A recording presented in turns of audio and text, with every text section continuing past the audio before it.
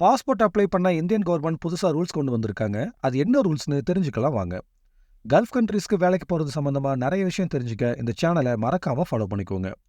அது என்ன ரூல்ஸ்னா 2023 அக்டோபர் 1ஆம் தேதிக்கு அப்புறம் பிறந்தவங்களுக்கு பாஸ்போர்ட் எடுக்கிறதுக்காக அப்ளை பண்ண பாஸ்போர்ட் அப்ளிகேஷனோட சேர்த்து பர்த் சர்டிஃபிகேட் அதாவது பிறப்புச் சான்றிதழை கட்டாயமாக்கி இருக்காங்க.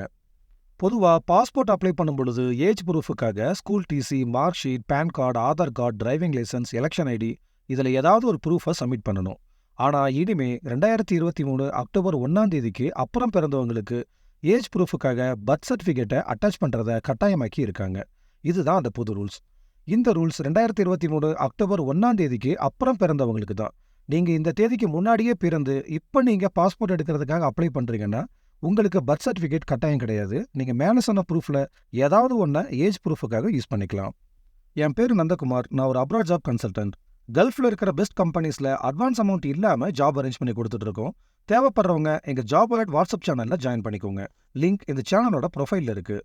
கல்ஃபுக்கு வேலைக்கு போகிறது சம்மந்தமாக எந்த உதவிகள் தேவைப்பட்டாலும் இந்த நம்பருக்கு கால் பண்ணுங்கள். நாங்கள் உங்களுக்கு ஹெல்ப் பண்ணுறோம். இல்லைனா கமெண்ட்ஸில் சொல்லுங்கள், நாங்கள் உங்களுக்கு ரிப்ளை பண்ணுறோம்.